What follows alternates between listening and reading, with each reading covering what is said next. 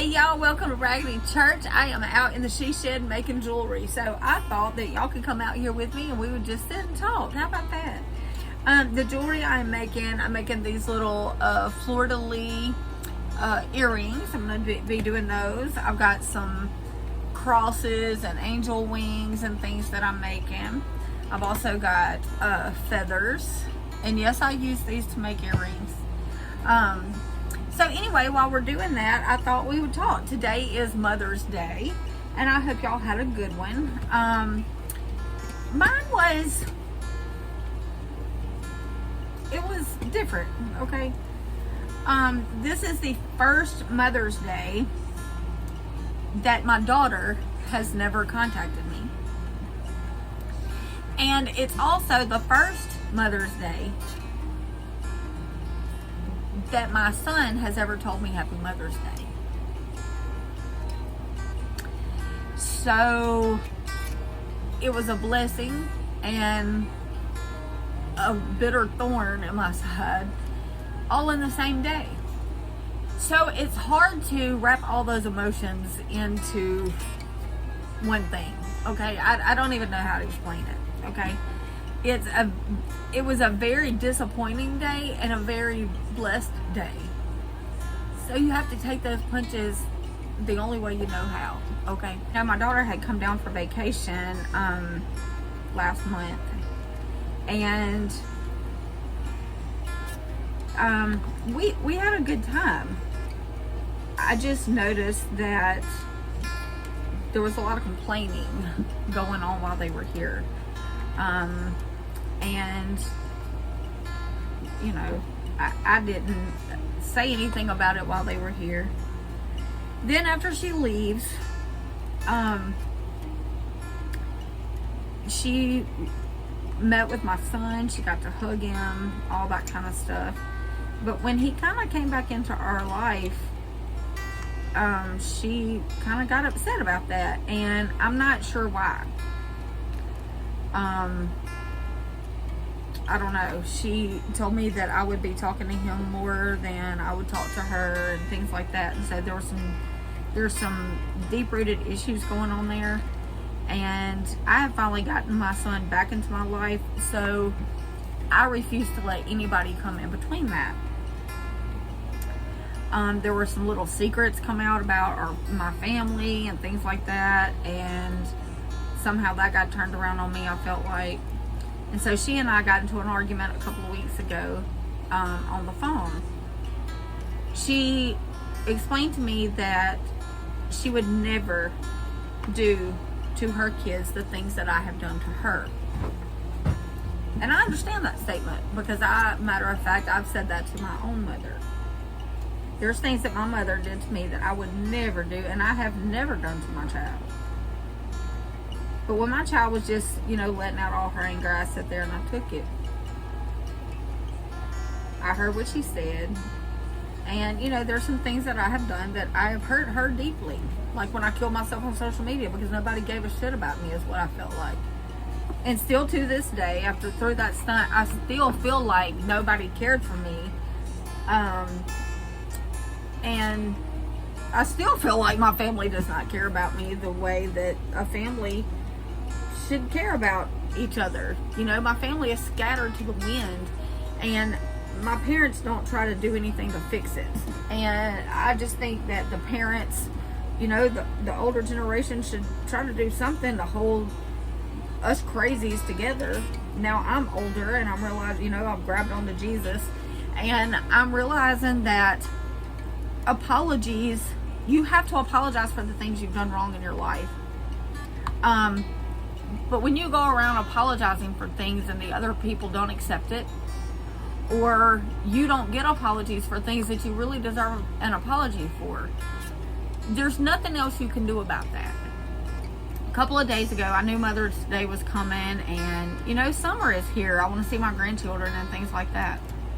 So I wrote my daughter a 4 or 5 page letter and just poured my heart out, and I let her know that I love her and I'm sorry for the things that I've done. That was my journey, and I made mistakes, and I'm glad that she learned from my mistakes and she won't repeat those mistakes with her children. should we hold those things against our parents for the rest of our life? No. And you know, my mom and I, we don't get along at all.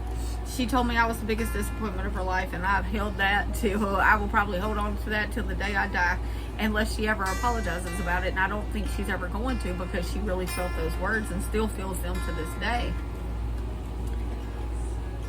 So my mom and I will probably never have a relationship with that. I've apologized to my parents for things that I've done. Have I missed some things? Probably. But when a family will not sit down and talk about things, it's hard. It's very hard. And when that family is stuck in their ways, it influences your children also. So you have to stand your ground, and have your boundaries as to, are you going to let yourself back into that family just to keep the peace and things like that. And I don't want to do that. So I wrote my daughter the letter, and I bought her Mother's Day gifts, and I bought my grandchildren's birthdays are this month, and I sent them some little birthday presents, books and learning things and stuff. And it was delivered yesterday. And I let her know, because when we talked, before we got off the phone, she was saying all this about my son and hurting my feelings. I told her to fuck you. Fuck you, kid. And I hung up. She sent me a message after that and said that she could not take this with me and her anymore, and she was just done. So I blocked her from all of my social medias, and I left my phone open. So if you don't want to see my social medias, I'll block you. I let her know all of this in the letter, and I apologized for things, and I wanted to see my grandchildren or whatever. The package got delivered yesterday, and I haven't heard anything. I thought maybe it would open the path of communication so we could start talking. Maybe I went too far, or maybe she can't forgive me for the things I've done. Maybe I've just been such a terrible mother that she can't, forgiveness is just not there. I don't know. But I have tried to navigate my family for so many years. I have ran from them. I've tried to protect myself from them. And the last person I had that I felt like was anywhere, like any support to me, don't want anything else to do with me. So that means her and my grandchildren. And those are things I'm gonna have to live with. The only reason I share this on social media is because I know I'm not the only one that goes through that. And the world puts all of these holidays like Mother's Day and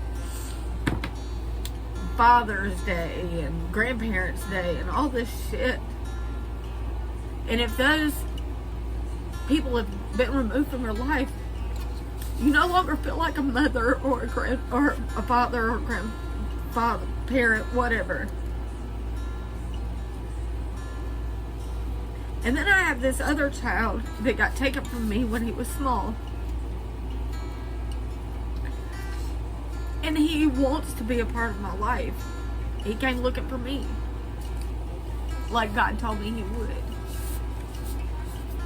And to get him to send me a happy Mother's Day when he has spent Mother's Days, all of his Mother's Days, except for 4, with someone else that is not his mother, that meant so much to me. But for the one that has been my biggest cheerleader her whole life, to not support that, it hurts in so many ways. And there's nothing I can do about it. I can't change it. So I just leave it there with God, and He will work it out the way it's supposed to be worked out. But my message to you is, when you make apologies like that, don't go into it expecting something in return. You go into it clearing your conscience and giving forgiveness and forgiving yourself for mistakes that you have made. When you write those apology letters, it's not for them. It's not for them. It's for you. And no matter how bad it hurts, you got to be prepared for the letdown. Okay? But if you go into it writing that letter to release those feelings off of you and to know that you reached out and you've tried to do what you could do, that's all you can do. Okay? It's just like with the Alita thing. That hurt my feelings too. I made the apology and it was never, all the negative was put out there into the world and the positive was never shared. So the same thing. I've done 2 apologies within a week's period or week and a half period, and both of them have been ignored. My heart feels better that I did it. It hurts because it wasn't reciprocated, and that's okay. That's okay. It shows me the people they are, regardless if it was a stranger on TikTok or your own daughter. I know I'm not the only one that goes through this. So it's kind of like, you know, when you are we're generational curse breakers. And when you break a curse that's been happening for years and years and years and years and years, that's uncomfortable for people because it's out of the normal routine of negativity. It's out of the normal routine of kicking this person out because they don't agree with us. It's out of the normal routine, so they don't know how to accept it.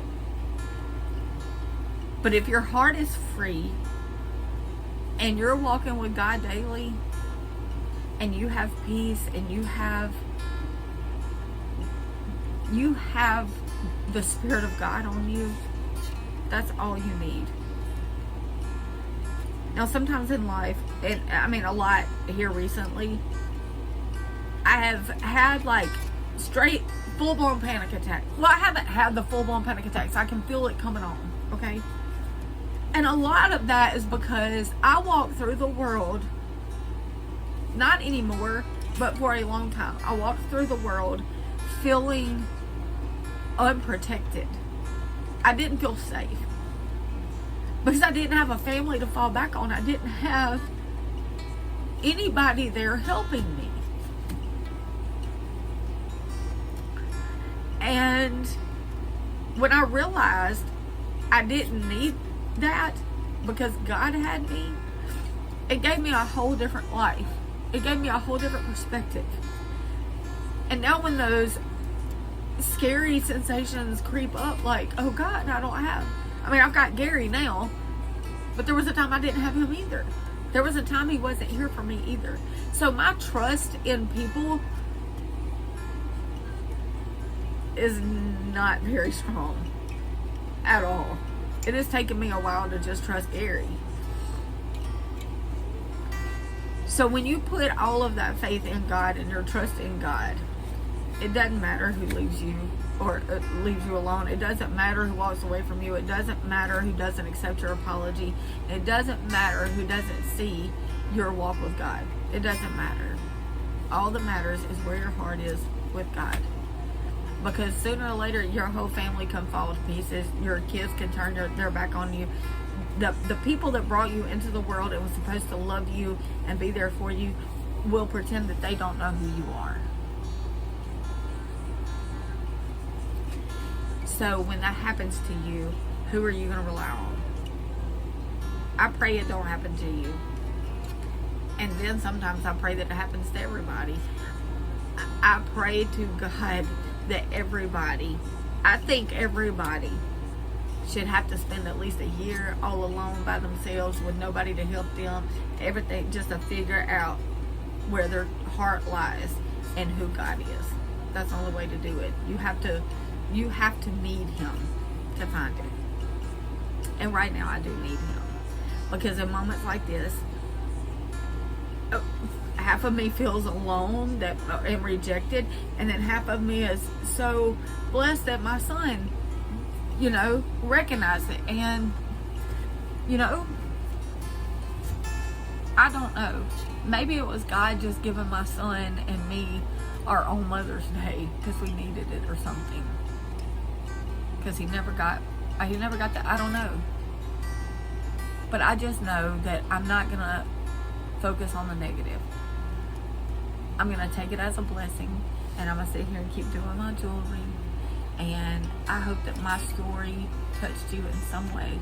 And if the same thing is happening to you, just find the positive in anything you can, okay? Maybe your child just needs to rest for a little while. Maybe they've had too much of you. Maybe we went too far.